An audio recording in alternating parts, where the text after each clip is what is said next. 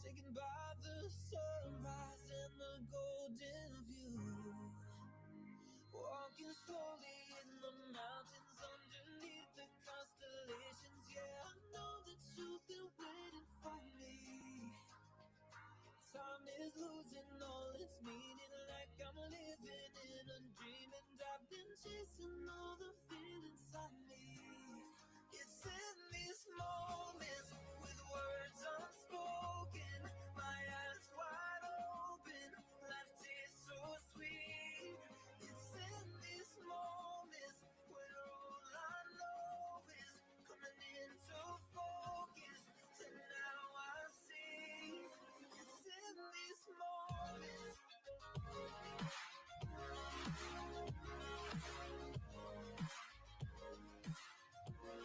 It's in these moments. Oh, I know that you've been waiting. It's in these moments.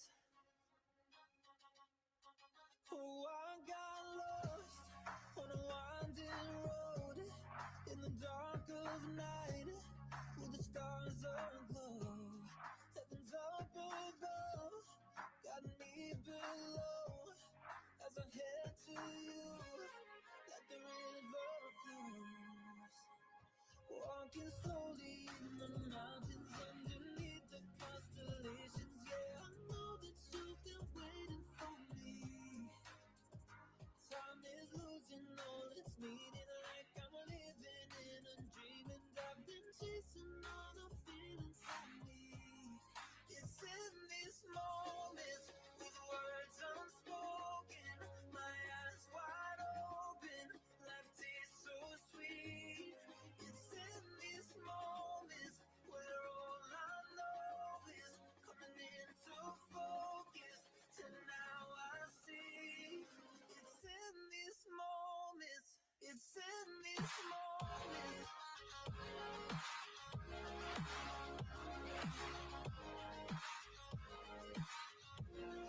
It's in these moments.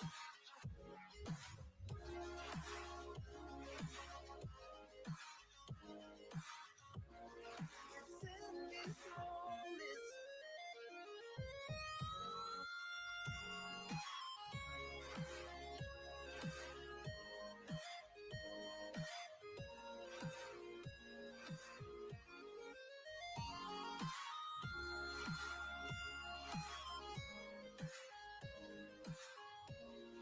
It's in these moments with words unspoken, my eyes wide open, life is so sweet, so focused, and now I see. It's in these moments. Hey guys, welcome in. My name is American Amy. I know that was low, and I hope to God the video I'm fixing to show y'all doesn't sound low like that. I sure hope not. Okay, Joey, I'll see you when you come back. Now, what we're going to do tonight is, you guys are always asking me about Meghan, and I appreciate that because I've worked really hard to try to expose her story. A lot of other people have too. And a guy that's been helping with her story, I shared his video today, and he asked me to go ahead and reshare it. And as I watched the video, I realized it's got a lot of documents in it, way more than we've seen before, and a lot of questions that people keep asking me. I don't know everything, you know. I know a lot about the case. I've been to court with the lady. I've researched it a lot, but here we're going to hear it from her own mouth, and also her lawyers on there. This is a live broadcast that we're doing, but we're replaying another live with permission, okay? And I will have the link to it when I'm done. So let's go ahead and watch that. And now Amanda is going to be dropping a link to this new platform that this guy that she knows is starting for us all to use. So I think he said it's going to be down for like 48 hours. And then it'll be back up and going, and it's in its infancy too. But it's going to be another place that we can go and not be censored. So let's go ahead and start the video. I hope to God the sound works good. So let me share the screen. And for those of you that don't know the Meghan Walsh story, she's the daughter of John Walsh. And hopefully this will introduce you a little bit to the story. As with anything else, I encourage people to please go do their own research and to try to help figure this out. I've tried my best. And I believe Meghan. And but I haven't been allowed inside the courtroom. Nobody hardly has, and it sucks. It's like a kangaroo court. Family court's a sham. So let's see if we can get it up here on the screen and get it started. And I hope we can hear it, man. That don't sound very loud to me. Can y'all hear that?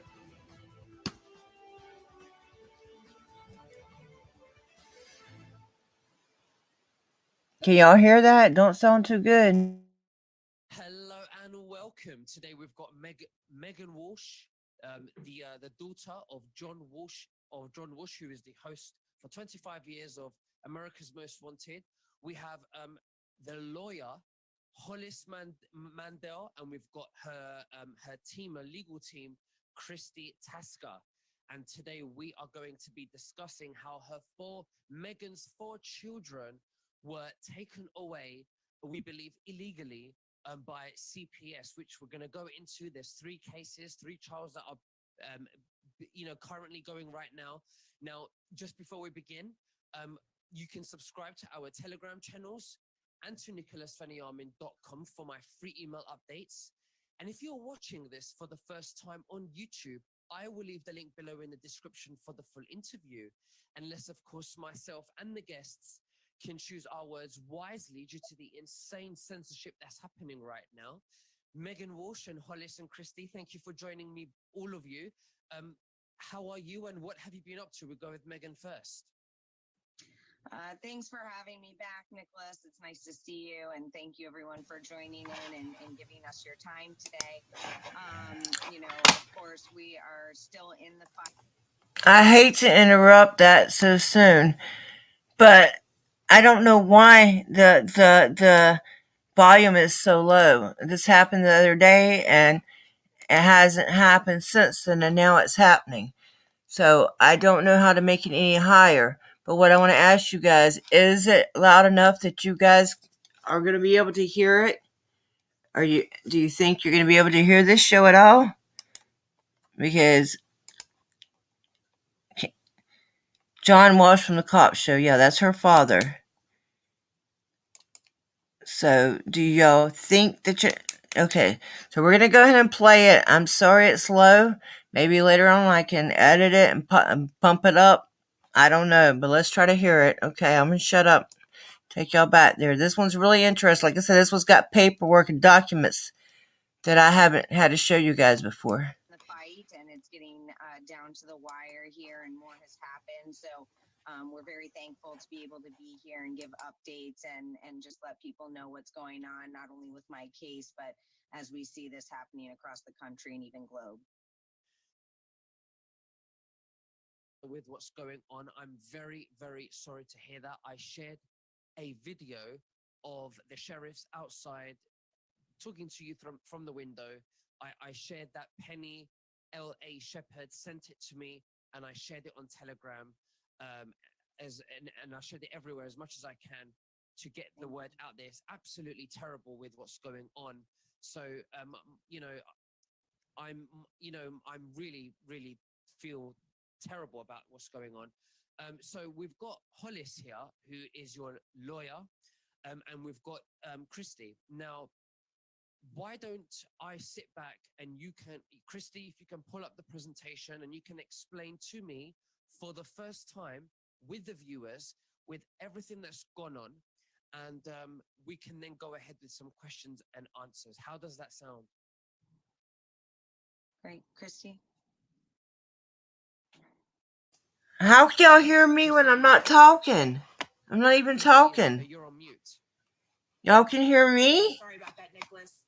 I was trying to pull up the presentation. I'm having a little bit of difficulty right now. Okay. I don't understand. Y'all are saying y'all hear me. I'm not talking. Can y'all hear this video when it's playing at all? I don't know what's wrong with my sound. I have no idea what's causing this. I've never had this problem till the other morning, and then I did a show yesterday and it worked just fine. I've got the CC on. I mean, is that enough to where you guys can hear it? Okay, I've got myself muted. I'm gonna remute myself, and I'm gonna restart the video. Okay, guys. I know it's low. I'm sorry, but I do have those on. I took the banner off, the donation banner off, so y'all can see this. Because if anybody wants to know how to donate, they could do that later. This is more important that y'all see the words. Okay, I'm sorry it's so low. I don't know how to fix it. Okay, back to the video. Right now, so I would like Meghan to go ahead and talking a little bit about her background.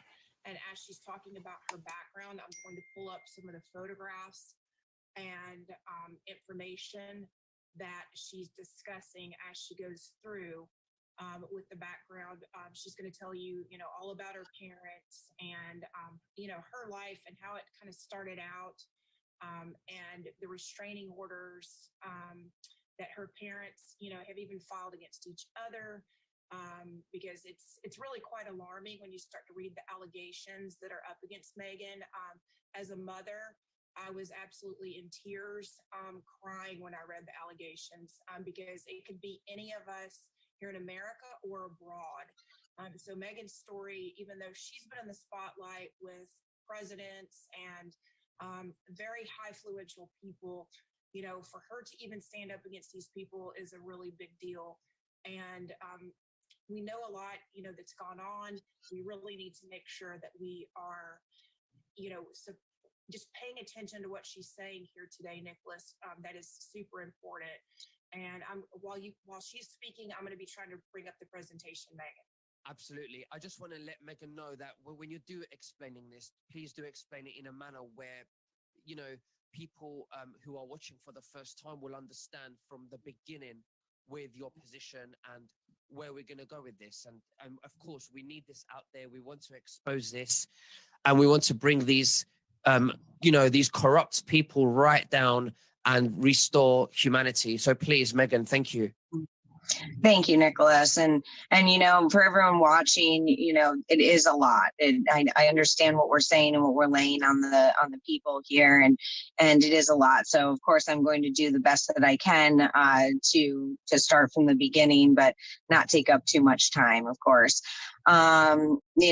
Obviously, again, people know me from being the daughter of John Walsh, who was the host of a show called America's Most Wanted here in the U.S. It was actually a copy of a show called Crime Watch UK that started in the UK before America's Most Wanted did.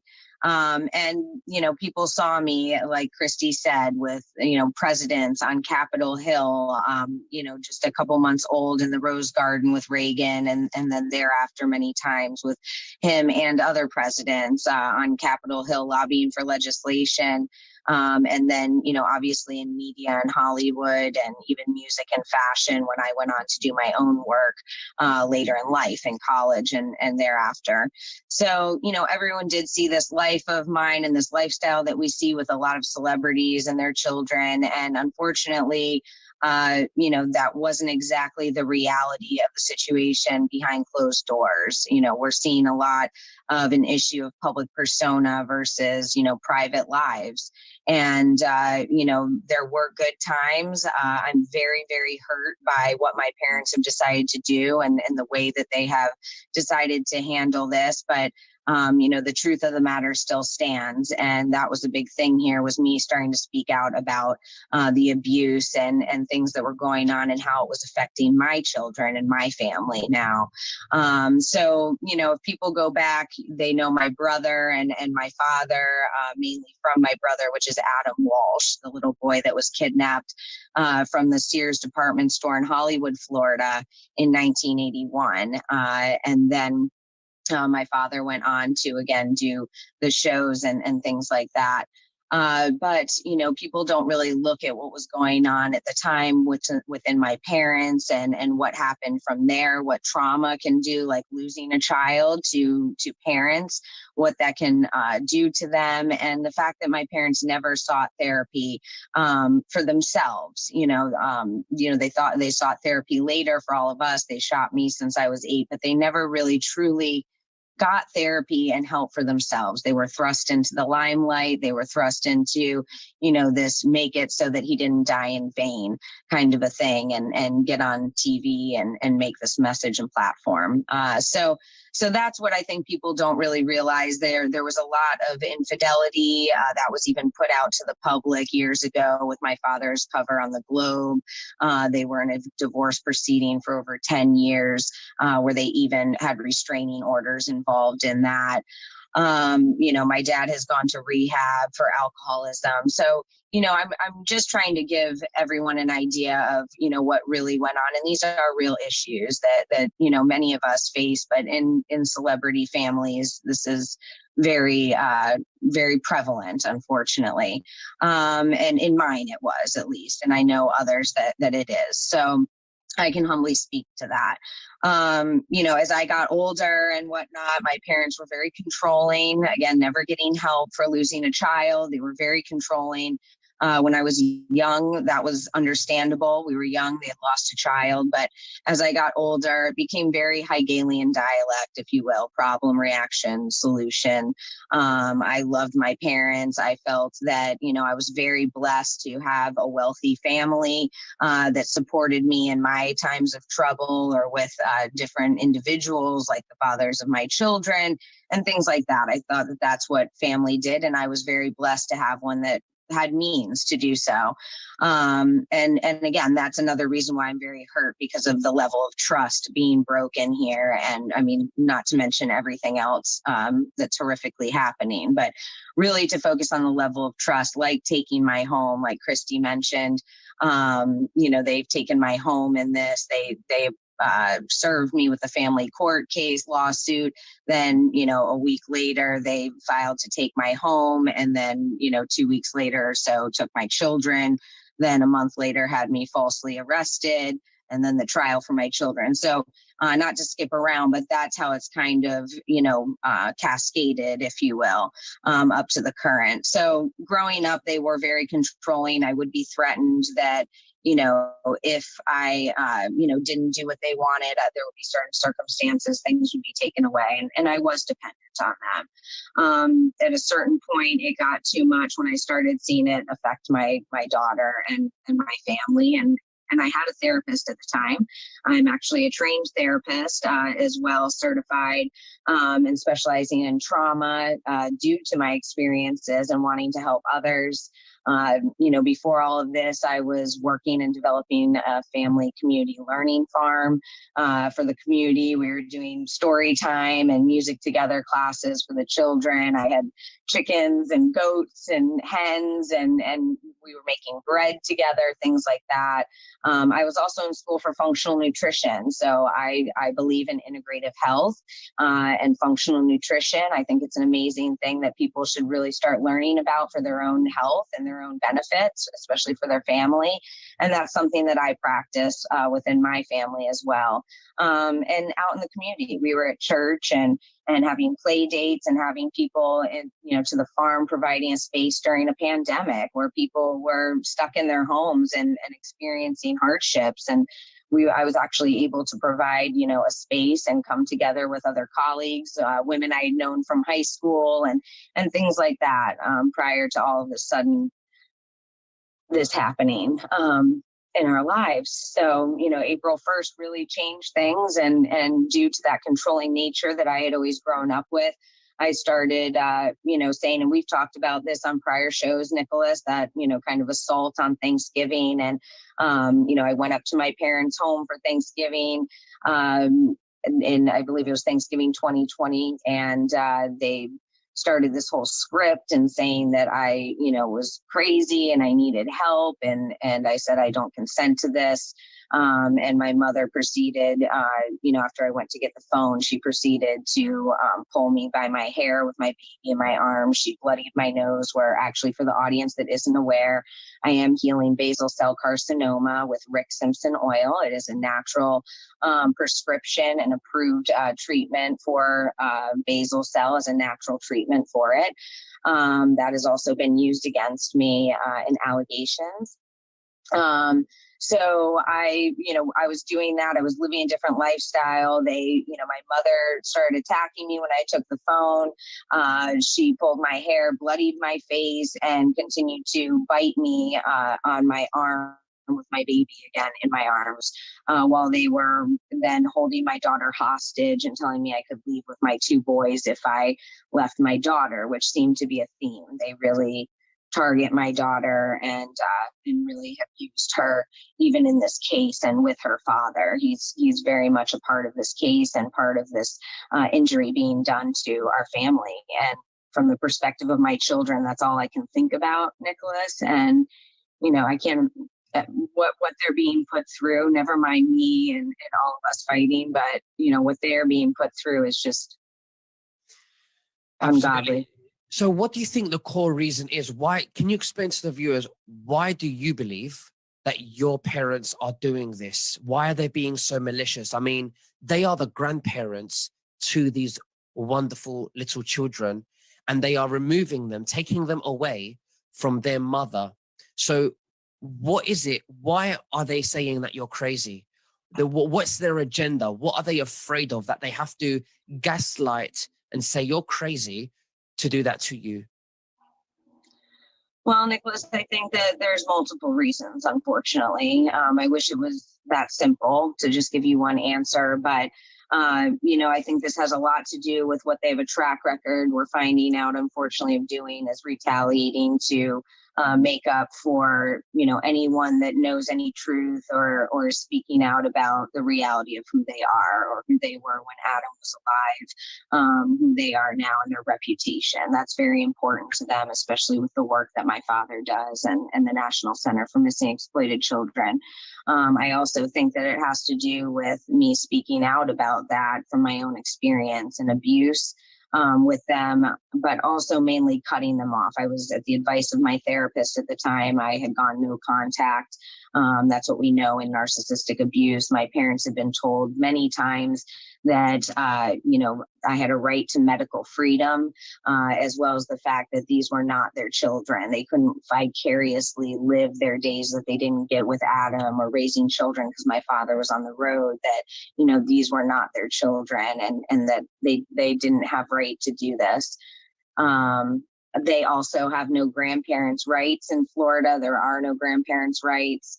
So that voids that out for them, as well as guardianship. I think the main bulk here, Nicholas, is that they are going for a guardianship, which the way that they are doing this would be guardianship fraud, and to very much hurt and break me into a conservatorship, excuse me.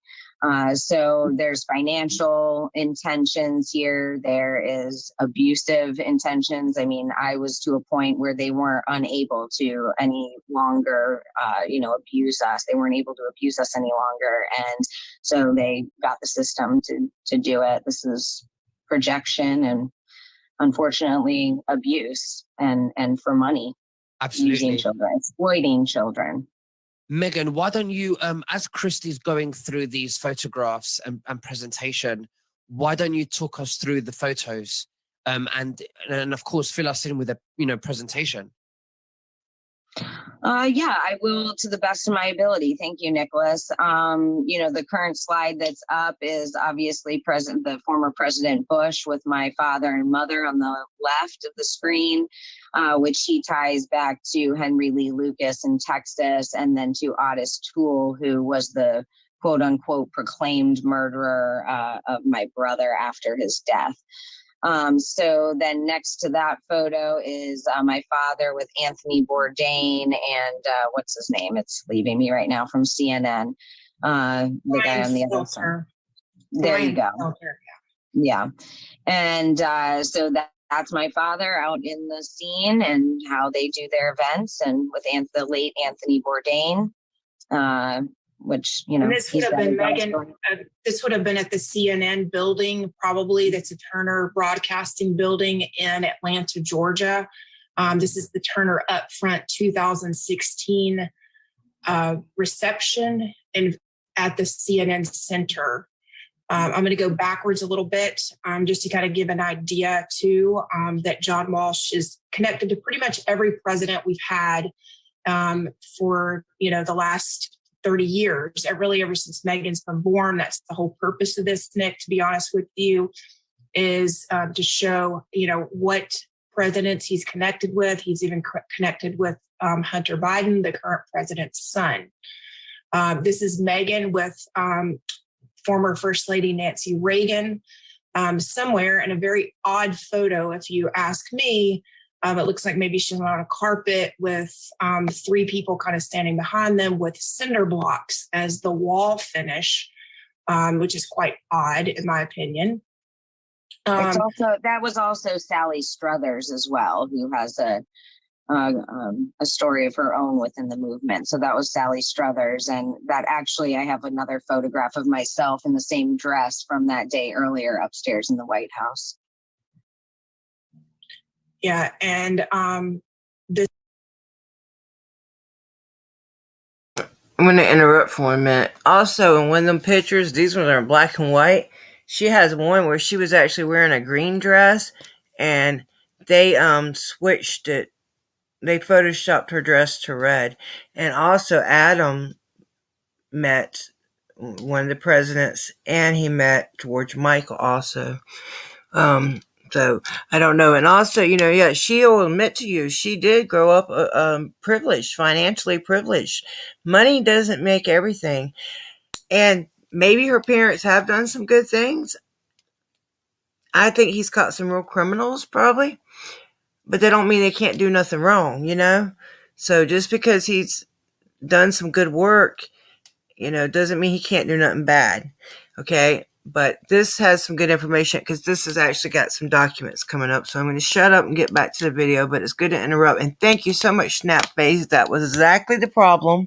It was almost completely down on YouTube. So now we know. No, nobody's perfect. She's not perfect. They're not perfect. But at this point, you know, it's getting to the point. And I was weird when she said there's no grandparent rights. I was just typing that. In Florida, there's no grandparent rights.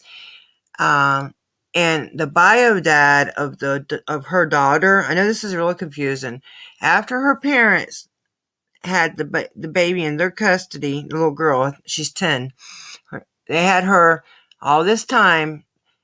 The dad never went about getting custody like Meghan did. You know, generally both parents are presented with a case plan. The understanding was, in fact, I thought he had signed his rights away. I'm not sure though. But now that they've gotten rid of her rights, they've given the daughter to him. The old, not the 5 month, not the one that they took in 5 days. I'm talking about her 10-year-old daughter, the bio dad, and he was allowed in that courtroom a lot of times when we were not, even when Meghan wasn't. And why did he get to go in there? And especially if he had a stake in it, because my understanding was he had signed his rights away. Now I'm not sure about that. That's not fact, but I do know that she's with him now. And I do believe that they could try. They're going to eventually go for conservatorship, possibly. That probably. I think. You know, I thought we could just hashtag this when I first started working on this last January, and I thought it would be like Free Britney, and everybody would hashtag it, and everybody would care, and we'd get all this attention on it. And I don't care who's right or wrong. This should be mainstream news. One of the days when I was down there, sitting there at court with her, me and Mommy and Minnie was down there, and the Amber Heard and Johnny Depp trial is what was all over the news. Even if he's right, which I don't think he is, this should be huge news. And if he's corrupt, I don't know that I'm not saying he's corrupt, but if he is corrupt, the whole Center for Missing and Exploited Children might be corrupt. And why does he want why did he take the baby?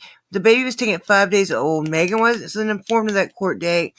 Yeah, it's about money. It's about keeping her shut up. And yes, she did ask him some questions. She was trying to look further into her brother's case. She wasn't suspicious of her parents, I don't think. At the time, she was just trying to, during lockdown and stuff, trying to look into her brother's case. Okay, we're going to go back to the video. This is, this is really how Meghan grew up. But that's not what's really important. What's really important is, Nicholas, I don't know if I have properly made it so that you can you hear the audio of this video, guys? When it started to play? Okay. Yes, we heard it just now. This is very, very important. The county where Meghan's children were taken is called Indian River County. And this is a campaign video where John Walsh, Meghan's father, is campaigning for Eric Flowers for sheriff. He campaigned for him, and I'm just going to let everybody hear it in their own words. This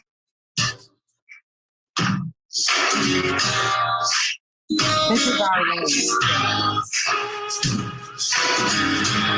I'm John Walsh. You may know me for the 25 years that I produced and hosted America's Most Wanted. I chase fugitives all over the world and work with every kind of cop. Interpol, Scotland Yard, FBI, Marshals, you name it. I think I know a good cop when I see one. This guy's a good cop, trained at the FBI headquarters in Virginia, trained at the National Center for Missing and Exploited Children on how to keep kids safe online. He knows this county, he loves this county, and I'm voting for Eric Flowers. Vote for me, August 18th, 2020.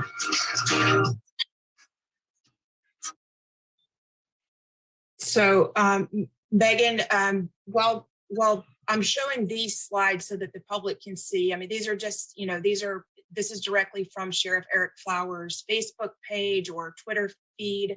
Actually, this is from his Twitter feed. And the left one is a meme that someone had put up regarding, him being a puppet and the puppet master. Whether he is or not, we don't really know. But what we do know is that Meghan has openly even spoken out. Meghan, can you tell about your speaking out with your children or other families that before you even started having issues with CPS yourself? Yeah, thank you, Christy. I also wanted to mention that campaign spot was also filmed on our ranch, our family ranch as well. And you see them in the old boys prison, I guess, or home there that they were doing the filming where he's having his nose powdered and things. Yeah, there you see that. And I'm sorry, Christy, what did you say from there? I'm sorry, honey. No, just saying, can you give a background for your standing out for CPS for other victims before you even became a victim yourself, right. About other families that were having issues in the same county or with CPS in general? Yeah, thank you. I was an advocate. Nicholas is aware of that as well. And many are aware of the fact that I was an advocate fighting against corruption within CPS and the family court system. I had held bridge walks and protests. My children had been there. I've court watched. I've been a national court watcher in other states now that we have Zoom to be able to watch other hearings and other families going through this, to be able to write affidavits and things after that if there was an issue, which is something that I highly suggest to everyone that wants to get involved and try to put on more eyes and ears on this system and CPS. You can get your judge's local link and court watch. But I was a court watcher. I was speaking out. I was, between different organizations and getting involved prior to this happening, as well as within my community. I was very much doing that. So, so that you were, before you even knew it, I'm not going to play this video because it's a little lengthy, but I will publish it, Nicholas, so that if you want to share it on your stream, just so people can hear, the original narrative of what happened to Adam that a lot of people disagree with to this day, and about, how much funding, the organizations have got. We won't go into all of that. John Walsh. Christy, they also discussed in that video with Obama, they also discussed my father's relationship with current President Biden as well, for the viewers. Yes. So we'll, I'm not going to play that because it's about a 4-minute clip. I don't want to waste everyone's time if they're not interested in hearing it. But I assume, Nicholas, you'll be able to share it on your Telegram, I hope. Yes. Provide you the link and everything. Okay. And again, about gun control, this is a little more than about Meghan speaking up. And because I want to make sure that we get into the allegations, that there are a lot of children that happen to go missing in Indian River County. It's almost awkward that it's even found on social media, where there was an 18-month-old that was found dead in Indian River County. And for those people who don't know, it's often a situation where, when a body is found in a particular county, the sheriff of that county in the United States has precedence over the investigation. So I think that's really important for people to know and understand where we're at, and why Meghan is so concerned about her children and who they're really with right now.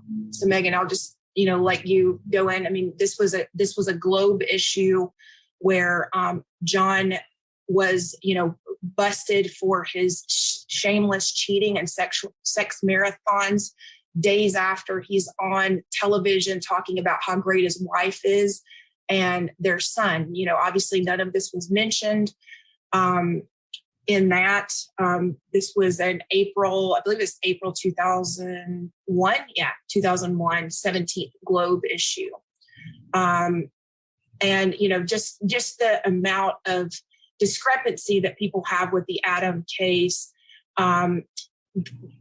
Meghan, can you talk a little bit about your parents' divorce, like even, the situation with the sexcapades and the divorce situation?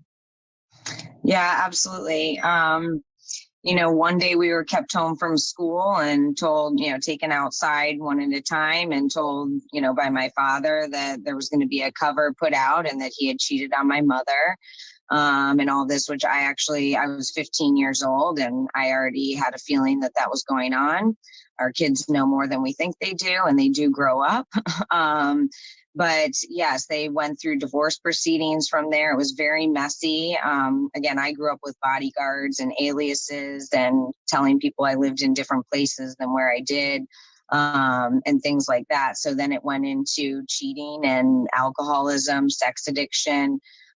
People have also said, oh, that's a Globe cover. Well, I lived it. He's also on Larry King on my 21st birthday, live saying that he was an addict and a sex addict, and he apologized to my family and my mother. And then from there, he went to Passages Malibu rehab and for, I guess, a week or so for an outpatient program, never again really getting help or therapy or treatment. I have not seen him have a drink in 20 years, but he is showing signs of senility and different issues, unfortunately. But yes, they had a very ugly divorce proceeding for 10 years with restraining orders involved and very ugly things going on in it. And suddenly one day they had reconciled and they were back together, and they've lived separately in the same house since then. And just so everyone knows, when you're married in the United States, you do not have to testify against each other. That's not saying that there was a reason. That's just fact. That is part of what happens. But I think what's really important is for everyone to understand what is really against Meghan right now, the allegations actually against her. Meghan, can you talk a little bit about the first father, your oldest child's father? Yeah, my oldest daughter turned 9. She was 8 when this first started. And her father was someone locally that I had known his family growing up. And my mother had gone on a tyrant years ago and I needed a place to stay for a little bit. And his sister told me he was, his home was in foreclosure. I'm sure you could stay there in the extra room and no big deal.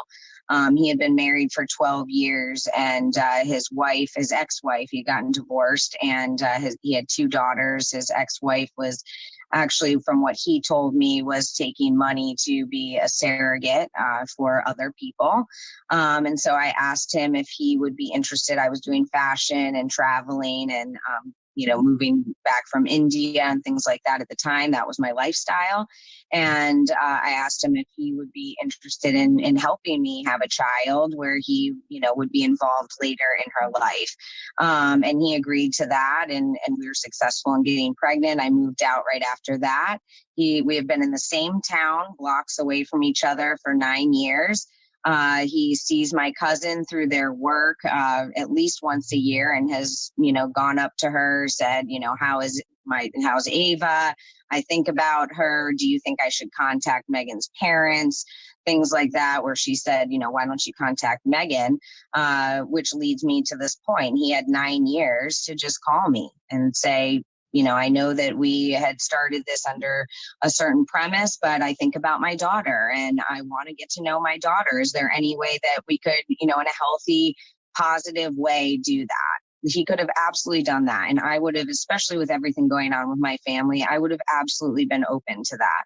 But instead, he's decided, when the whole town knows who her father is, has known, just like he has known, they came to court and, thinking this was a big surprise ambush, saying that he had no idea that she was even his. And that they looked at a picture. My parents looked at a picture and saw her blue eyes and realized that he must be the father. They don't know these people. They don't hang out with these people. They all know. And his mother even wrote me an email right after I got pregnant because she was very upset that her son had, agreed, to not be in her life until later. And I've honored him. The last I'll say about that is that I've honored him this entire time. No one has asked my daughter. They just say that, he came out of the blue. They are choking up and crying in court. This act is incredible. I will tell you that much, everybody. But he, he just showed up and said, I didn't have any idea. And now I want custody and I want you to get a life insurance policy and put my name on it. Wow. So just to be clear, after 9 years. 9. Also 9 years of no issues or reports or rumors or anything of any issues with my children or I, again, ironically, I'm not a saint, but the exact opposite with us being in the community and in church and helping families. That's what I do. Interesting. So should we move forward to the next slide? Mm-hmm. Yeah, I want to make sure that people read this slide, Nicholas, because there's some words we can't say. So if everybody can kind of zoom in to read the number 12 and 12, 13, and 14, because it basically involves the med freedom. Let's just say that every parent should have the right to make.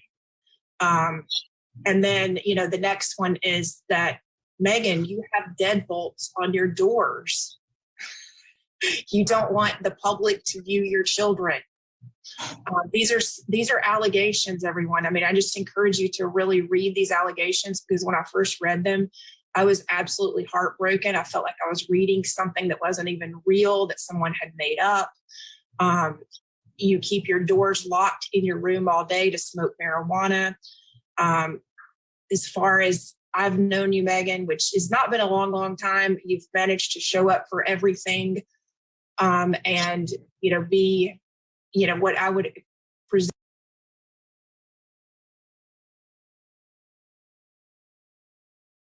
Okay, pause for 1 minute. That's another thing. Meghan, as far as I know, Meghan has been to every court hearing, everything they've asked her to be to. The only court hearing that she didn't go to that I know of is the one they didn't tell her about, and that's the day they took the baby.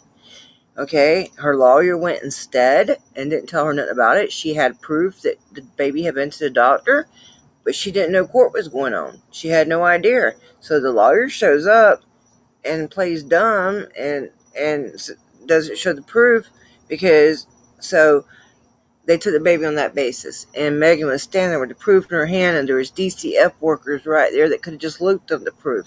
Even the head DCF worker was on the phone with her, refused to look at the proof. So it wasn't about that. And this isn't the first child she had at home. I believe she had all but her first at home. She wasn't trying to hide. She did have a public defender at first. No, this one here is a real attorney. I don't know.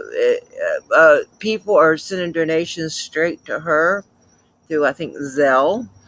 I don't have that link, but I do have Megan's donation links, and I will put them up there. But this is a real attorney now, this Hollister. Now, the lady Christy that's talking here sometimes, I don't know if she's a paralegal or what she is. I think she works with a lawyer. I seen that woman walk out of court, and she was crying, man. And obviously, she sees this a lot if she works with his lawyer. And for her to come out of the courtroom with tears in her eyes, that one, it's like, damn it, man. You think so? So now she does have a real attorney, and I don't know how she's. I don't think she's doing it for free, but I think she's working with Meghan. And I know, like I said, some people have been sending money straight to the lawyer to help pay for this. As far as the appeal to get her rights back for the first 3 children that have already been terminated, the lawyer told her she needed $23,000 up front to do that. So right now she's still just working on trying to get the baby, but coming back from that termination is going to be a lot harder. But what can you do though, Bobby? A public defender, they wouldn't let her represent herself, I don't believe. I'm not sure. They wouldn't let us in the courtroom. And when I say they wouldn't let us in the courtroom, I mean even without cameras. They wouldn't let us go in there and quietly watch even. Okay? So I will have the links. She has a Gibson Go, which is it's like GoFundMe, but it's a Christian thing, and I'm going to have all those links in the description when I'm done here. Okay, so you guys will be able to click on that, and I also encourage you to follow Meghan on Twitter and on TikTok. Okay, and this is not just a Meghan story. This happens to so many people, and a lot of us are grouping up there. A lot of the victims that are going through this now, and a lot of advocates, and we're finding each other on there, and we're trying to all work together and get this story, and not just this story, tons of stories. They're horrific stories over and over and over and over. And this guy that she's talking about, this daddy, I see him at the courtroom, and he got to go in there. He wasn't in there fighting for custody at the time. Not in my understanding. Now, I could be wrong, but just the parents were. And then as soon as they were given the rights, they haven't adopted yet, but her rights have been terminated on the first 3. They gave the daughter to him, and I don't understand that, and I don't think he had to do a case plan. So we're gonna go back to the video, guys. Presume would be a good mother. For no apparent reason, you've refused to seek employment. Is that the truth? No, I was developing a family farm, and I was in school, and I was a full-time mother. So, and out in the community. So I don't know how I'd lock myself away all day. And she was working, which was pregnant.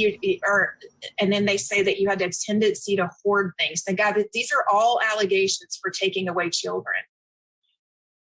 Meghan, yeah, and we provided photos of the home. I was on social media every day with my children and my home in the background. We were in a pandemic, so it was my home. And I mean, the irony, I had whole Montessori shelves for my children, emotional charts in the hallways, a learning room for my daughter. So we had never been thriving more. For no reason, you're accused that the only food the minor child is provided is by the maternal grandparents. When the respondent is angry at the maternal grandparents, she allows the food to rot. Do we believe that? I would take my children every Saturday to the farmer's market for fresh produce. We also had a nanny that was a chef and would cook, so I don't know how that's possible. And she only worked during the week for the beginning meals like anyone else's nanny would while I was in school and working. So I'm not sure. I love to cook, and we would even bake bread for the community. I don't know. It's like they took small things that they didn't like and agree with, and that had been issues between us in the differences in raising children, and they're demonized it to the furthest extent. I don't know what else to say, honestly. So basically, they're also trying to say, Meghan, that you are basically not, you're suffering severely from untreated mental health problems. Yes. Well, my father also testifies, Your Honor, we have tried since she was little. We've paid hundreds of thousands of dollars to get a diagnosis, and we've still been unable to. Okay, and then this is the real tell for me when I was reading through Meghan's documents.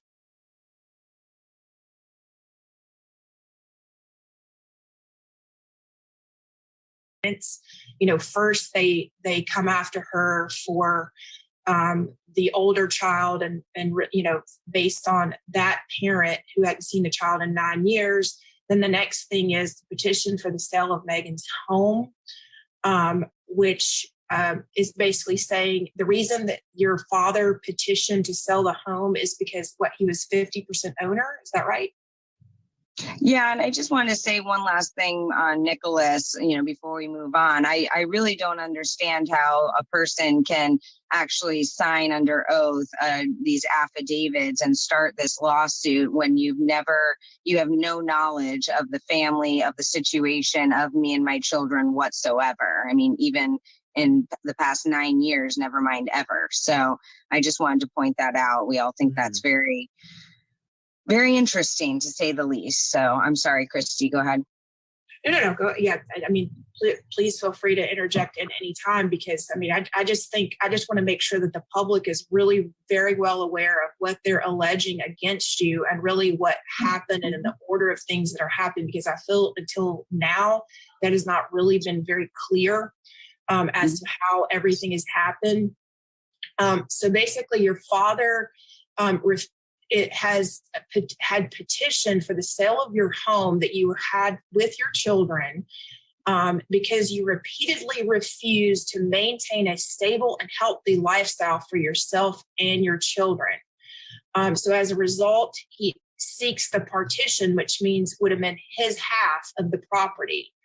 The property is not susceptible to physical division, and it is the best interest that the properties be sold at a public or private sale. So basically, he sold your home out from underneath you because I imagine that he knew that you did not have the way or means to buy your 50% out.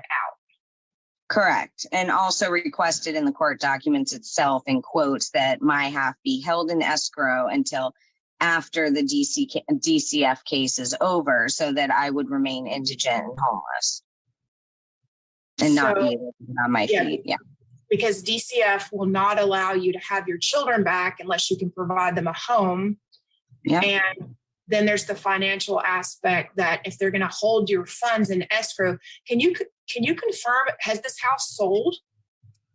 Oh, yes, they sold every judgment. I did have an attorney at the time, and he could not believe this case. He was so annoyed with it. He recused himself from it. He said their lawyer is an absolute sham.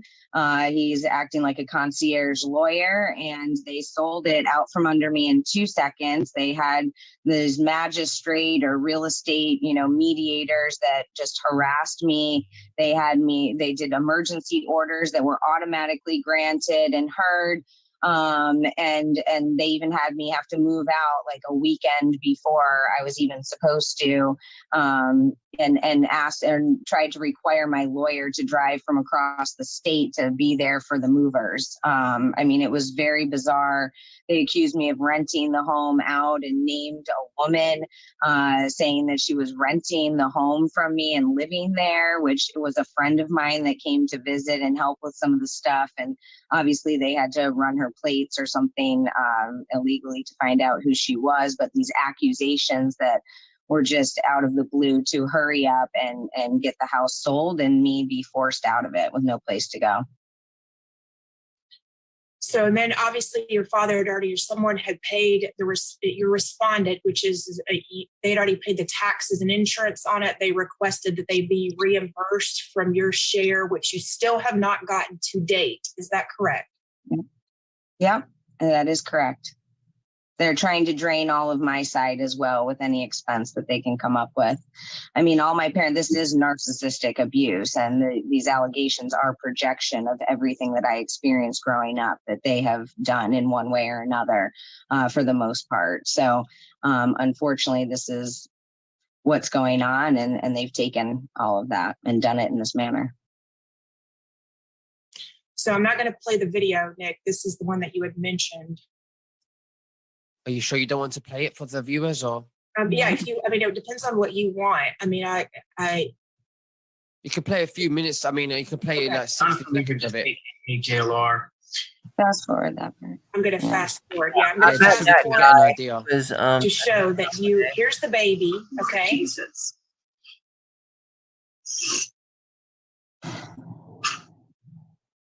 They can come up with this stuff. This is not jeez.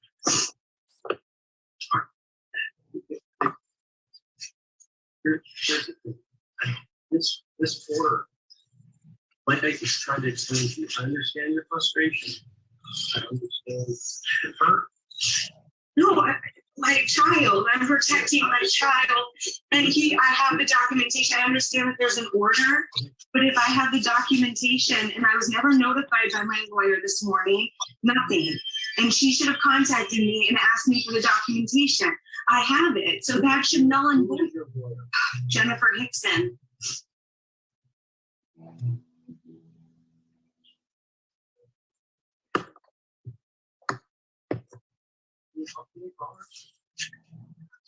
Yeah, I tried to text her. Yeah, I tried to text her, and I want to do this right, sir. I'm not trying. I know you do the work, but here's the problem. I mean, it's again at some point. I was just told your Yes. was in this morning for that. And did not notify me before, and did not get any of my evidence. Right now. It's in the back. I can get it. Yeah, thank you. Yeah, I can show you my text messaging her. Everything, sir. I'm not lying here. No, I'm not saying you are, man, at all. I'm a very good person, and I'm an amazing mother. Nicholas, I'm going to stop it here because I don't think Megan's going to be able to get through the rest of the interview. Yeah. Watch Okay. it. Sorry, guys. That's fine. My Yeah, father. I'm really sorry, but everybody can go on and watch it. Every time we bring up something like this, it's very heartbreaking for Meghan, and it's just really, really Jonathan. bad. So, you know, basically 5-day-old baby Esther. I mean, it even breaks my heart. I'm sorry, but it does. So basically, baby Esther was taken at that very moment without so much as a CPS home study even done, despite the claims that they've made here. They're saying that they were on 6/22, they were alerted, their department, that she had given birth. The mother did not tell her case manager that the child had been born. Rather, the mother was absent from mediation, claiming to be sick. Meghan, is that true? It's not true. We have the dates to even prove it. They also said that I had a home birth to hide my baby from them. They had known for months that I was pregnant. The judge yelled at me in court and threatened to jail me if I didn't tell him whether I was pregnant or not in front of 35 national court watchers. They sent CPS, my father's attorney and my daughter's father's attorney. It's the same attorney. That's not a conflict of interest. They called DCF and told them that I was pregnant and that I had the baby months ago. And DCF came through our neighborhood like the Gestapo, knocking on every neighbor's door, asking if they had seen a pregnant woman and looking for me when they knew where I was staying. The police helicopters had been all over the house. The night before that removal that we just saw of my baby daughter. Sorry, I can't even talk about it, but they actually were out the entire night before, the sheriff's department, shining the high beams on the house the entire night, switching cars in and out, so that the dog would bark. And, they have put us in terror and in retaliation. Also, after that day in the removal, they arrested the two supporters that I had, the woman's home that I was living in, where we had done the home study for the children to be able to come home. The case was almost done. I had almost completed the case plan, like I've been doing all along, while still speaking out and showing up for my children and going under this harassment and these threats. With my children being dangled in front of me and weaponized, if I don't go along. They kept them out there the entire night, and they arrested the people, they arrested the two that had supported me that we see on the longer version of that video, and charged them with felonies for, getting involved in the removal of the baby, which they did not hinder the removal whatsoever. So we see the retaliation and just, breaking down the support system and things like that. So it's been devastating. So Meghan, can you confirm that your three older children are with your parents, and where is baby Esther Grace right now? My children were taken to the Finger Lakes with my parents. DCF said that there would be no difference, and they took them up there while they try to adopt them in 2 weeks. My children beg to come home every visit that we have. My daughter, has made very terrifying remarks, half joking, half serious, I misbehave because I'm hoping if I'm bad enough that they'll send me home. Or I wish I could do things to grandma and grandpa so that I can just come home, things like that. So it's just been a really hard thing with that. But then on top of it, they knew I was pregnant. They knew I was having a baby, and they instead decided to tell DCF that they did not want the baby. They were too busy on vacation or couldn't take a baby who actually needs the most care. And my daughter is in foster care in a foster home right now, where my father himself quotes that the majority of child trafficking comes from. So wow, that's where we're at. We're terrified. My children have reported physical abuse from my parents, and CPS has done nothing about it. Everything is right in front of their face, and they still continue on this. And the sheriff. Nick, don't you wonder if have any of the fathers seen the children? Any of the children since they've been taken from the home? Yeah, I did want to make one point as to the sheriff, and my current judge also was with the sheriff's department for, I believe, 14 to 16 years before being a judge. And I'm sorry, what was that, Christy? I just want to make sure I didn't forget. I just need to know, have any of the fathers seen the children at all? Or how are they visiting the children if the children have been taken out of the state of Florida? Right. This is obviously for other reasons than concern for the children. It's pretty evident from my parents and from this father and from CPS and DCF and the sheriff, unfortunately. Ava's father has gone along with it, and they introduced her to her father without me there, without her mother, without support through a system. They allowed him, and that's what he chose to do. He chose that this is the way that he's going to come into his daughter's life and write this story for her for the rest of her life. And he is now taking her for overnights, but he's still allowing my parents to adopt her until they build a better relationship. I mean, it is. His daughters are now, going off to college. So now he gets another, little girl that he claims he didn't even know. Right. And I don't think he's having to do a case plan. You see, he's going to let them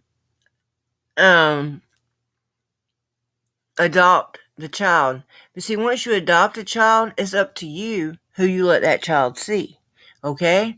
So he's not having to go through none of the shit that she had to go through. He doesn't have to go through a psychological exam. He doesn't have to prove his income.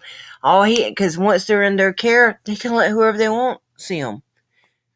They can let Meghan see them if they wanted to, but I don't think they are. I don't. I need to talk to Meghan, I'm trying to get that cell phone number straight to her lawyer. I have all her other links. The only one I'm missing is Hollis's phone number, but I'm trying to contact some people right now and get it. But I will have the rest of the links up there tonight, and if I don't have that one, I will get it soon. If I can't get it tonight, I promise you, Bobby, as soon as I get it, I will add it to the description or comment of this video. But I will have her regular GoSend, her GiveSendGo links and stuff like that. Her other donation links. I'll have those in there. Thank you for dropping my link. Yes. Okay. Thank you, Denise. Yeah, so we're going to get back to this. And I've been to court with her a couple of times. Like I said, this guy, I see him get to walk in there and why he got to walk in there and her supporters did not, I don't know. Because like I said, he wasn't in there involved. And even if he was involved, it's even worse because she wasn't. There was times I seen part of the hearing go on. They had her locked out when she had the public defender. And they had the courtroom doors locked, and her public defender was in there speaking without Meghan inside there, and they wouldn't let Meghan in there. There's what I believe is a lot of judicial misconduct went on here, and like she said, this guy retired from this same damn place that did this, Indian River County Sheriff's Office. He worked there for 14 to 16 years. And these people have worked with her dad closely on cases and on his show. And he supported them through the campaign and stuff. So, man. It's very terrifying. His family, or they have a reputation, and that's all I'm going to say. It's very concerning. So Meghan, you're saying that the father is part of it, is part of the corruption. He absolutely is. Yeah, because if he hasn't seen his child, Nick, in 9 years, and then suddenly CPS is letting this little girl go and spend the night with the father, and they won't even let her own mother have her, not even one night per month to spend the night. Currently, you are having to do Zoom meetings with her. Is that correct? Yeah, before they adopt him in 2 weeks. Meghan, did you say you have any contact with the father? No, I reached out to him when I first got served. I wanted to talk and say, you really don't understand what's been going on with my family, and we need to come together to protect our child if you want to get involved. He didn't respond to anything. He hasn't answered. He's participated in slandering me and making up scenarios for DCF so that, they can use me in court. Meghan, are you covering the microphone because your sound seems to be off a little bit? Christy, are you getting that? Are you getting the same? Yes, I am. I'm having a hard time hearing her all of it. Sorry, is that better? A little better, yes. Yes. Is that a little better? Okay. So I didn't touch anything, but Sure, is that better? That's much better, yeah. Okay. Sorry, guys. No worries. Okay. Christy, I'll let you go forward because I know you know the case quite well and you know exactly how to pinpoint what the public needs to know for Meghan. Thank you, Nick. I really appreciate that. Although I've just, come to really learn everything myself, through reading things. When Hollis was obtained as her counsel, So Meghan, a couple of things, that I want to make sure that get addressed are your nose, because that's been cited. This, the next citing alleging that you yourself are taking Rick Simpson oil rather than evidence-based medicine.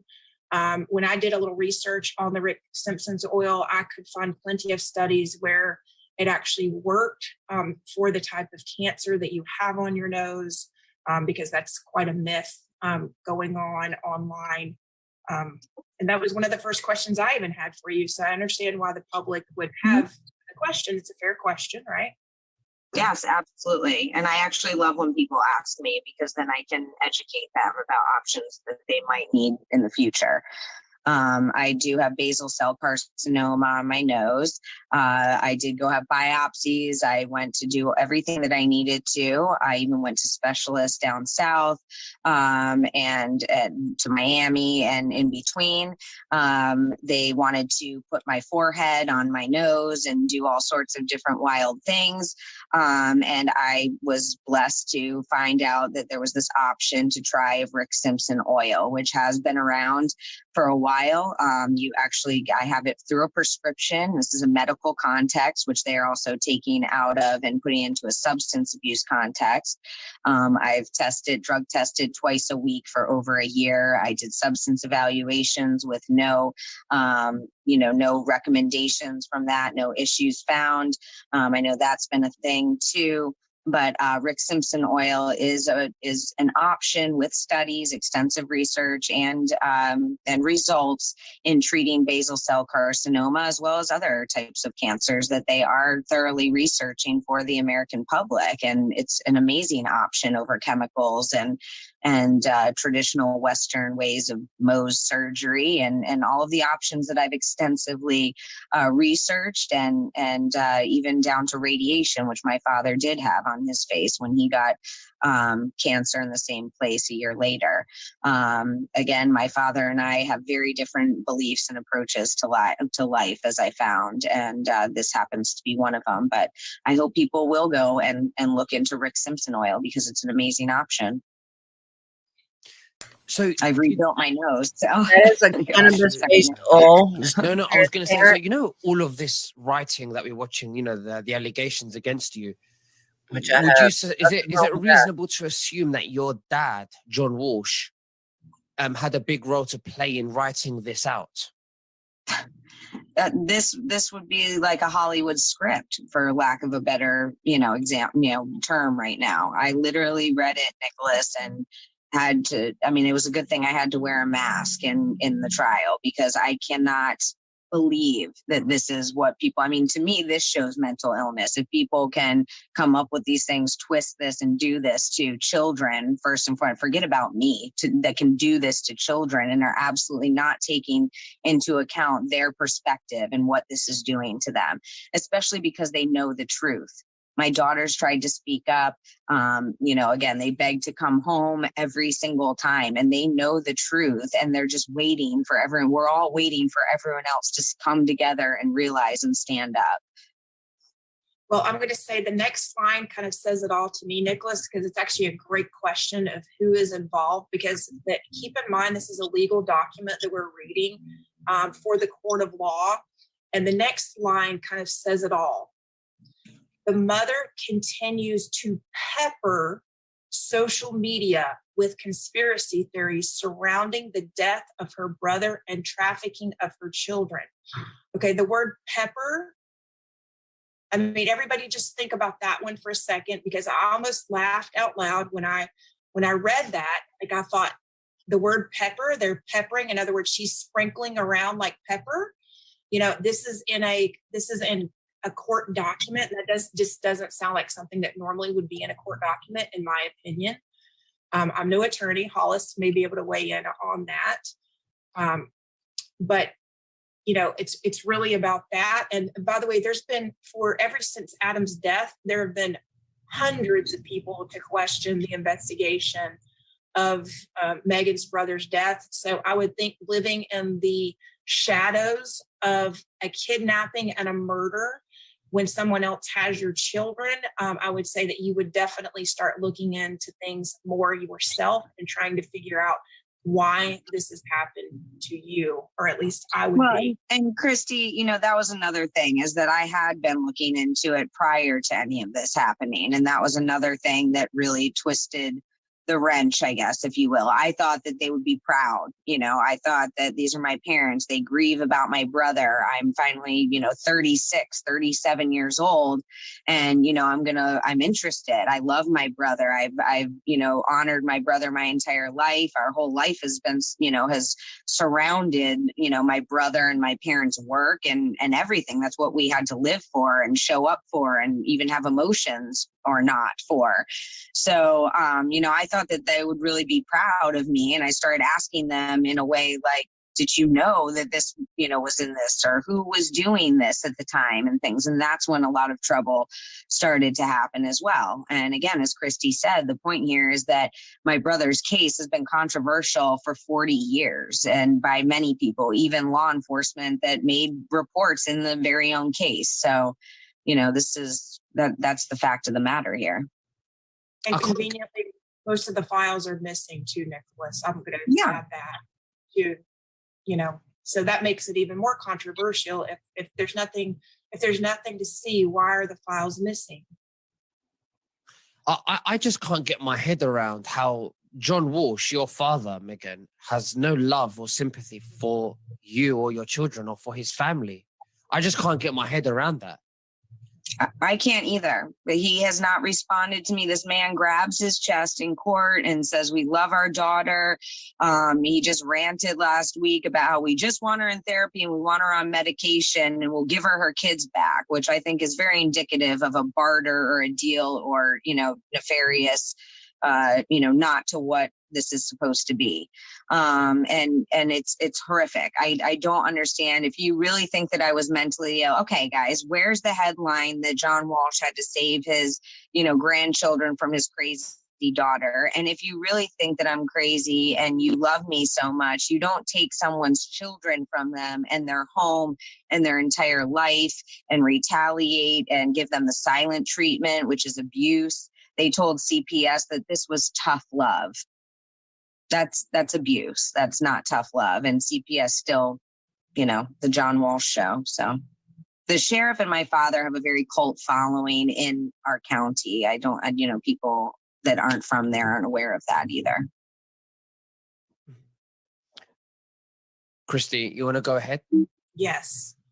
I just wanted to make sure you didn't have any questions, Nicholas. Thank you. Basically, Meghan, they're saying that the present danger of the children, this is occurring in several different ways, that the vulnerable infant is unable to protect herself. Did they find any neglect with baby Esther when they came in? Because they didn't.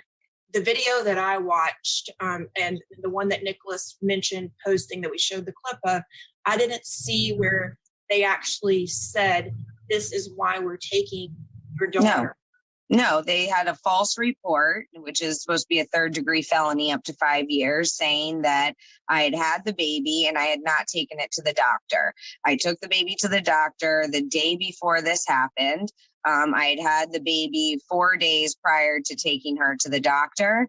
And again, I had a home birth because that's how I have my children. I have had 2 others. 2 of my boys were born at home. So that's over 6 years of having babies at home. And also then they changed it to, no, it wasn't. Well, we're taking her anyways because we already have the other 3. So that's ultimately in the case and trial, what they're sticking with is that they took her because they already had the other 3. Well, then all of that was not necessary. And that trauma was not necessary. You knew for months that I was pregnant, and you could have come to me and said, this is what happens when the baby, and made that a peaceful process. They were also supposed to come the day before, 2 days before, to do a home study to complete the case. And they never showed up. And then all of a sudden they show up at, for all of this and charge my supporters and create this whole scene. They had every first responder in town, helicopter, everything. And again, the night before, completely harassing us with the headlights. And we also got the body cam footage from outside from Officer Dilks, who has been a common name in all of this. He's best friends with Eric Flowers, who is my dad's buddy. Again, we saw that earlier with endorsing. And they also used my father to get third-party monitoring on all the traffic cameras and asked the commission for more funding, even though our small town, the police department gets, I believe it's over $52 million budget a year. But Dilks is Michael Dilks, and he's actually known nationally for being a racist cop on TikTok, a TikTok star for being a racist cop. And he and Flowers are best friends, and we have the body cam footage of him going around the outside. You saw him on the video actually there when she goes to the outside cameras, and he's pacing back and forth. He's very jacked up. He's the one that did the April Fool's pullover with unmarked cars. He was in his street clothes with other deputies and the server to just give me a summons. And then was in my church after that. And now he showed up to this scene with Esther. And his footage shows him even going out to his car all jacked up and getting a battering ram out to take a 5-day-old baby. That was really fast. So you're saying that this same group of law enforcement pulled you over in unmarked cars with your children? Yes, that's how they started all this on April Fool's Day. They pulled me over outside of town by the farm where there aren't people really. And they had a work truck. I thought it was a workman because that's what is out there by the farm. A lot of work trucks in Florida with lights and different things. I pulled over, but I didn't stop all the way because I had my children with me and I wanted to be safe. So I pulled over. I looked behind me. It was a dark unmarked truck. And I noticed lights finally on the interior. And came to a full stop. The police officer comes up just in a sheriff vest and street clothes and says, "This is a traffic stop," and then tells me that I need to get out of the car, where then I started filming. And Dilks walks up because I said, "Why do I need to get out of the car? Your Honor, sir, my children are in the car with me. Please, what's going on here?" And so then I got out of the car and was filming, and that's where they served me. And all of them were in street clothes. I believe there were 3 or 4, maybe even, I don't even know the number of cars that were behind that truck that were unmarked as well, out in the middle of nowhere with my children in the car. To serve me. And then, 2 weeks later or so, they come by to serve something else, and they come just to my house. It's an older service guy. One deputy, I told him what had happened or asked if he knew, and he was appalled. He had no idea about it and said he's the only one in the town that serves, that goes around and does the summons and services. So that's what that was about. So that is very unusual for CPS in any way to serve you or petition you for a court proceeding by an unmarked car, right? So they never tried. It was family court. It was for family court. So it wasn't CPS yet. It was family court. And that's extensive. I don't know how much that package is to do that, but no, I don't know. It's not normal. They could have just come to the house and given me the paperwork. So what would happen if you had said, I don't know who you're talking about. I don't know who Meghan Walsh is. They all say on the video how they don't know who I am. So you could say you're a lookalike.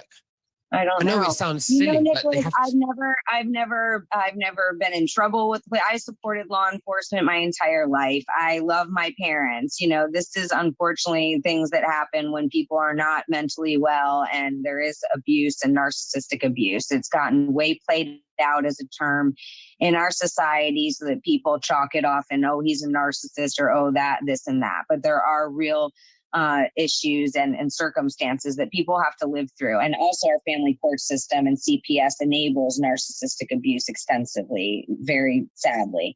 And the children are put through that. So I hear you.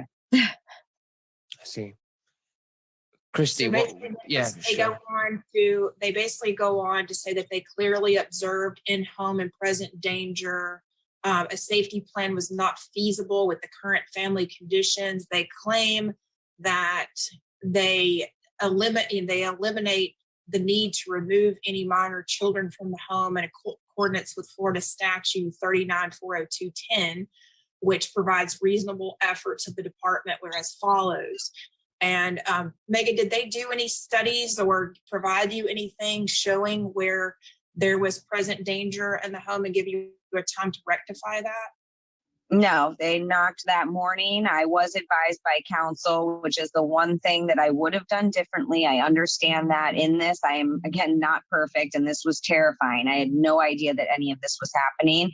And I didn't answer the door that morning. I thought they would leave a card. I would call. I was with my children in the back, as even the records when they took the children state that they were bathed and fed and healthy and no signs of abuse. And then automatically I was called for a hearing. They never came in the home. they falsified. One of the detectives on the report said that a home study was done because he smelled cat pee coming from the garage while he was standing in the driveway in Florida in April. So go figure. And yeah, and the main thing here is that there was no 39303 investigation required by law, 60-day investigation whatsoever. I was never able to this day to present evidence and anything against each of the allegations, which I could, and even through a trial. Yeah, and I don't want to waste everybody's time. Everybody should just read this. The parent or legal guardian is not willing to do an in-home safety plan. That's not true, right, Megan? No, not at all. And even on the video with Esther, you hear me saying that I'm more than happy to work with them. I've done everything on the case plan that I could, or that was legitimate. The home environment is not calm or consistent enough for an in-home safety plan to be implemented. Safety services are not available as a sufficient level to the degree necessary in order to manage which impeding dangers infesting in the home. Megan, have you received anything where Esther Grace is currently located, where she is? Have you received their home safety plan? No, I haven't. I was promised that I would receive pictures and I would get a call that night. I did not, of course, get any of that. You don't hear from CPS at all once they have the baby in their hands. I have not received any reports. She was also supposed to go for weekly weigh-ins at her doctor so that I could have my doctor see her eyes and ears and for the safety of my child. And they have not done one of those at all. And even the foster mother is very upset with what's going on. And due to the fact that she has received nothing, they have not even given her formula or diapers. I am bringing everything for my baby, which they get funding to do. And they have not called her to check on Esther. They've done nothing. Sibling placement. They say that a home is not available to place the siblings together. The department has made following reasonable efforts to keep the children together. The caregivers of the siblings was asked about placement of the infant and declined. So that would be your parents. That would be John Walsh, the child crusader. Okay. Sibling visitation. Ongoing visitation between siblings is recommended as follows: no less than one time per week upon the siblings' return from summer vacations out of state. Hasn't happened once, and they have me lying to my children on every Zoom that when they ask almost the entire time in the beginning, they ask all about Esther, all about the baby. I've asked them many times, how can we do this to make it normal for my children? How can they meet Esther? Can I be there when my children meet each other? And nothing has been done. They've changed out the caseworkers, and everything just keeps getting more in the air by doing that. So the department and its contracted providers request authorization to obtain routine medical services for the children as needed to obtain records and information so the comprehensive behavioral health assessment may be conducted. And it looks like the children are in need of, and the Department of Families request the appointment of guardian and adlitment program, the financial support, the Department of Family and Children. Real quickly, I believe the guardian ad litem that she had used to date the sheriff.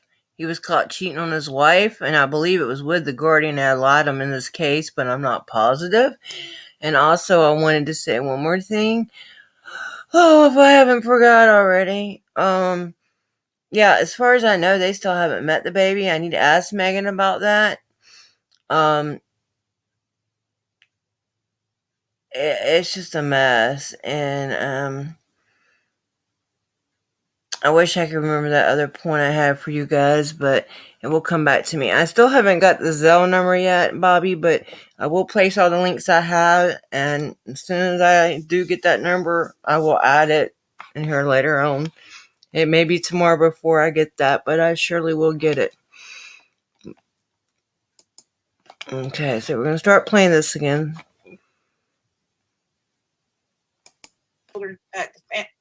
the Department of Children and Families requests that the parents or custodians, if able, be ordered to pay fees for the care, support, and maintenance of the children established by the department.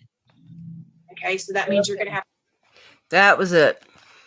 That's what I wanted to say. I shared a story, was it yesterday, where in Missouri they were making the parents do that. They've already take your kids and then they want you to pay them child support. They make it almost impossible, and they want you to pay for all the counseling and shit, plus your own counseling. Oh my goodness. Wow. You know? So that's what that lady was just reading, and I seen that coming up. That's why I want y'all to pay attention to. So, let's hear her say that again. Maybe we'll scoot that back just a second. Okay, listen to her say that. Custodians, if able, be ordered to pay fees for the care, support, and maintenance of the children established by the department. Okay, so that means you're going to have to now pay for care for your own children. It sounds like, I don't know if that's really the case. Is that right? Did I read that correctly? Welcome to the system. I hope people go and educate themselves on what our system is doing to families and children, how they do it, because it's right in front of you being shown through this case. I don't know what else to say to that, Christy. I'm sorry. The court is requested to order the parents to provide the department or its contracted provider with financial information to access child support within 28 days after the entry of the shelter order. So I imagine that's probably how they're going to try to get you next, is by paying child support for your children. Well, I rebuke and bind that in the name of the Lord Jesus Christ, because we're not going to speak that into existence, and we're going to get my children back with the truth. So if this is just going to be like kind of the stuff on the records that, these logistical things, then I encourage people. I don't think we should waste time with that. If we want to address my allegations or things, I'm not skirting that. But if this is, regular system stuff, then I encourage people to look into our system and how this goes, because it's textbook. Yeah, because in Florida, the law is quite different, in terms of how things are going. And Nicholas, I think that's we've gone through the majority of the things that we had. So if they, in terms of what will actually happen, do you have any other questions? All I can say is that you've done a great presentation, Christy and Meghan. It's absolutely terrible with what's gone on. I would like to do another interview where in the future, where Meghan is ready to do so, where we can do an update. I'm absolutely so absorbed into this information that you've provided to them. It's so overwhelming. And especially with Meghan's parents, on how they have a lack of empathy and love towards their own family. It's just shocking. And all I can say is I'm very sensitive to your pain, Meghan. I don't know what else to say. The only thing we can do is expose this as much as we can. The viewers, if they could share this video. And also, we'll leave the link below. If you could support Meghan and donate anything you can to her, that would help her with her case. And obviously with anything else that you need help with, Meghan, is there anything else that you'd like to share with the viewers before we finish? Nicholas, I couldn't do this without the viewers and without people like you, without people like Christy and even Hollis, coming forward. I mean, this is truly incredible, and I'm very thankful for that. And, the other side of that is that unfortunately in this world, it does take money to get things done. And in this system, it takes money to get your children back. So, the supporters have really, truly kept me going while I speak out and while I fight for my children. And we really appreciate that. And we continue to need funding, especially for the legal team now, and to be able to get the experts and really show the truth of the matter here, and hopefully be able to help others moving forward. Christy, is there anything that you would like to say?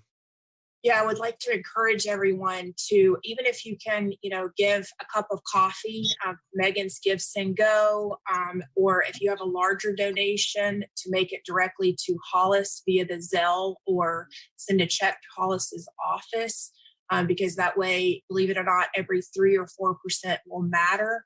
But just showing some amount of support, Nicholas, I mean, we can't thank you enough for helping get the word out for the time that you've allowed. I know this is much over what your typical shows are like, but I want you to know how grateful we are and for your responsiveness. And we'll, promise to keep your audience posted because of how great you are with the breaking news, because it is quite, it's quite a lot, for Meghan to have to go through this. Some people might ask, can she get a job? I mean, you got to think they're sending her to court, and the schedule is so demanding that I'm trying to help her just by booking shows like this in between the schedule that they have offered. If you were to see it, I don't even think people would believe it. Because they want to make sure that they can't support her. And the one thing that I want everybody to know is when I asked Meghan, hey, if I help you, will you turn around and help others after this is done? I know she's already helped others prior, but, she has a big voice in this. And, there's a lot of people that are regular people like you and I. And Nicholas, I didn't even know you were going to give me the opportunity to speak today. I mean, I had the presentation ready because I want it for anyone out there to be able to utilize the content and the information that we've taken the time to gather, because it is quite trying. And I want people to understand that if they will just show a little support to Meghan's Give, Send, Go, number one, that encourages Meghan. She's managed to live and pay some of the attorney's fees by selling things like her cars. Her boyfriend has sold his car. I mean, there's so many things that have happened in this in order for it to happen. But people may look at and think, well, attorneys are too expensive. It looks, unpromising, but that's not the truth. It is actually very promising at this point in time. And I do believe that we're getting ready to crack on something possibly bigger than we've ever seen before. And considering the amount of vast things that we've seen this past year, I think this could be the break of something.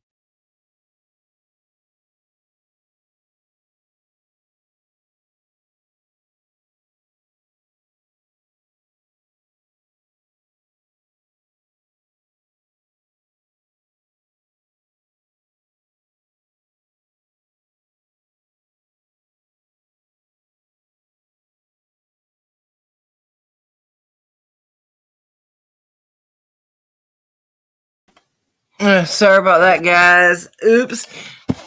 I accidentally knocked us off for a second. I do that sometimes. Give me 1 second. This is almost over with, but I would like to go ahead and finish it out.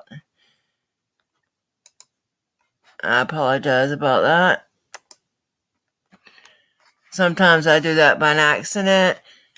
But that's another thing. How in the world can you pay child support and pay for all these things? And trust me, the states get money for this.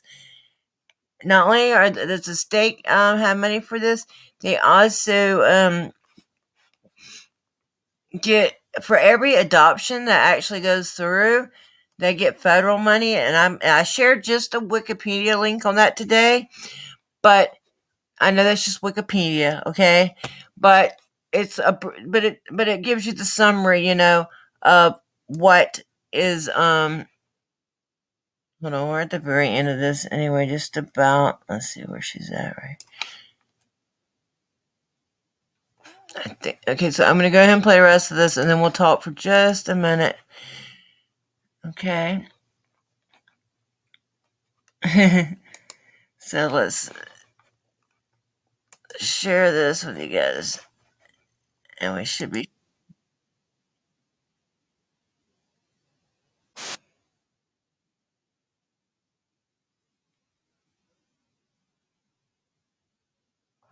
I'm working on it, guys. We could revamp this if we could get her case won.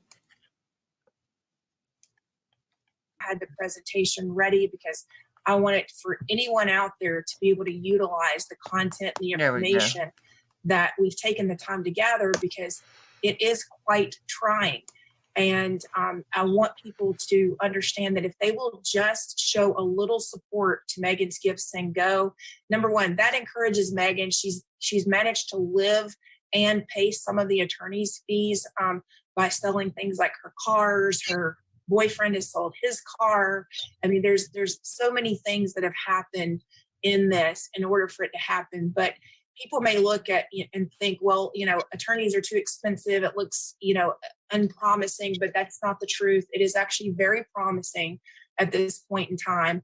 And I do believe that we're getting ready to crack on something possibly bigger than we've ever seen before. And considering the amount of vast things that we've seen this past year, I think this could be the break of something like larger worldwide, that maybe that is what's, that's the reason they're trying to beat Meghan down. If you just go and even try to do a search for Meghan Walsh, you'll see that they try to push her name down at every point they get. So I do encourage everybody to share your video, Nicholas, and really thank you very much. Thank you. And Hollis, I know you've been quiet, and I know you've been in the background listening. I know you are the lawyer. Is there anything that you would like to add before we finish? No, not at this time. I think that when you have Meghan come back, that would be a more appropriate time for me to weigh in. Okay, excellent. Well, thank you so much for everyone sharing that with us. It's heartbreaking, but we're going to get, to the other side, as fast as we can. And I would like for everyone to help to donate to Meghan and share this video. We need to spread awareness, think of the children, and let's get these monsters out of the way and get ready to create this new earth. Thank you very much, and God bless you. Bye-bye. Thank you, Nicholas. God bless. Okay, guys. All right, so I'm going to have the link to that video. I'll have all of Meghan's links. And like I said, Hollis, the lawyer Hollis, when I get that phone number so you can sell her directly, I'll add that. Twitter, actually, we have been getting together on Twitter, me and Meghan and some other people, some other advocates for children and stuff, before Elon came in the picture. I was surprised, of all places, to find a community there of people that were like-minded, So there are a lot of people that do care about the children and that are trying to fight this. I do know there's some bad parents out there, but first of all, this is very unconstitutional the way they do this. It just, Meghan's not accused of any crime here. Y'all seen, now people have asked me a lot because I've been covering this case for so long. What did she do? What did she do? They didn't take her kids for nothing. Y'all just seen the lady list the legal document of everything that they claim she did. Did y'all see anything in there that said that y'all thought this woman deserved to lose her children over?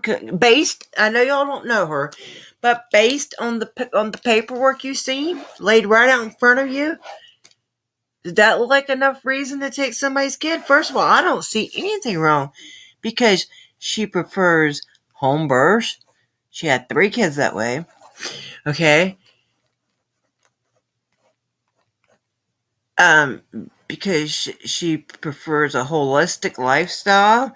When I say holistic, I don't mean that she's into no weird shit. She just believes in healthy eating, and she was using this Rick Simpson oil, which is a cannabis-based oil, on her nose. And but if you look back, I will also have the Justice for Adam link that I dropped earlier. Her parents were supposedly, allegedly, both used cocaine back then when Adam disappeared. I'm not saying that makes them bad people. I'm just saying, if you're going to compare the two, though, I think using medical marijuana for cancer makes more sense than using cocaine for recreational use. But still, I still don't think that's enough to make you a bad parent if you're not doing it around the child. But, and also the fact that Adam was left there. All she did was ask some questions. She wasn't being accusatory of her parents when she first started looking into this. Now don't know what the hell's going on. And I know this is a lot to take in, like even that guy said. And if you've never heard this story, it's a lot. And then John Walsh has this great reputation. And not, like I said, I'm not saying the man hasn't done some good work in his day, but also during that work, he's worked closely with law enforcement, which is great when they're actually solving real cases with real crimes, with real victims. But we know a lot of times they're not. And you see, he's so close to these people. And those of you that haven't seen the body cams, and if you get time to look at them, also the body cams, it's unfortunate. A lot of them are muted. That department, I guess, it's not against their policy. I don't know. I haven't looked into it. But a lot of the body cams, that Officer Dilks especially, the one that's real good friends with her daddy, they cover them up, they mute them. And another thing is, the police you'll notice if you watch this, the body cams, the police take the lead. They're there before DCF even gets there that day. They're supposed to be there to back DCF up, or CPS, whatever you want to call them. Okay, they were there first. They sat there the whole night before. I also have some of that footage on that same playlist on my channel, where the lady she was staying with at the time goes out there and asks them, like, what are y'all doing? And they sat there the whole night before and shone lots in their house and stuff, and she didn't even know she had a court date the next day. Nobody told her that. They could sit outside her house all night, but nobody could tell the woman you got court in the morning. She's been to all her court dates. As far as I know, I don't know if she's ever missed one. I don't think so.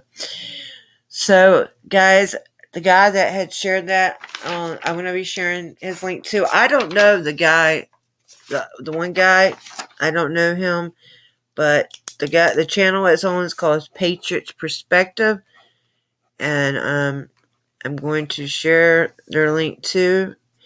And also, I'm going to try to share another channel called Punish No More. And also, I'm going to tell you one more weird thing. And that is that there is a man out there that claims he's Adam Walsh. And Meghan has no idea if he's a nut job, if he's a plant, or opportunist, or if he's Adam Walsh. She has no idea. She's met him, but he didn't come in her life until after her children were taken. He showed up in court one day and sat behind her when they were still letting people inside the court. This is before I started going to the hearings court. Then they stopped letting people in at all. At one time, they were letting people go in and court watch. Part of these hearings are supposed to be public, even though they're family court. And family court, the whole thing is a sham. And they were talking about child support. And I need to tell Meghan too, don't sign no contract agreeing to pay child support. And that's another thing that all parents need to know. You do not have to go to the state to set up child support for your child. First of all, parents can set an agreement up between themselves. It's best to have it documented, though, and in a contract. But child support itself is a contract. So if somebody orders you to pay child support, don't make a payment. Because then you're agreeing to the contract like anything else. So I know somebody that was able to beat that shit one time. And also, if you look online, there's videos of it. I'm not telling people not to support their children. I'm telling you that you can support your child in the way you want to without having the state involved. It's none of their business. Work out an agreement with the parent. Hopefully you can do it amicably. If not, get a mediator. And then put it in a contract, and whatever you agree to pay the shit. Okay?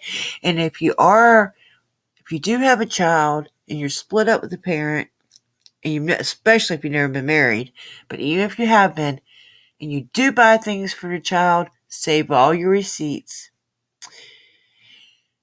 No, that is not. If he has a channel named that, I don't know. This is a small channel. I met this guy through this situation, and the guy that was videoing inside of the home that day, he has a podcast, and he was arrested. His charges were dropped. All he was doing was videoing that day. Okay, so he was arrested, and the homeowner was arrested, and because of that, she just got scared and she put Meghan out. After that, the house was clean. There was plenty of diapers and stuff in there. You can see it on the body cam. When they didn't go far into the house, but you can see it. And there's pictures of Meghan's house on Twitter. I shared them on my community page one day of her original house. Okay, so I don't want to make this too long. And there is another video. I believe it's on the same channel that I will share later. Not tonight. Maybe in the next couple of days. I'm not sure if it has Meghan in it, but it's on the same type subject. Or I'm sure. If not, it's something near it. And we're going to share it too. Just give me a couple of days and we'll do that. Okay, so give me a few minutes to put the links in the description. Thank you guys for watching this. Please share this out. It's very, very important.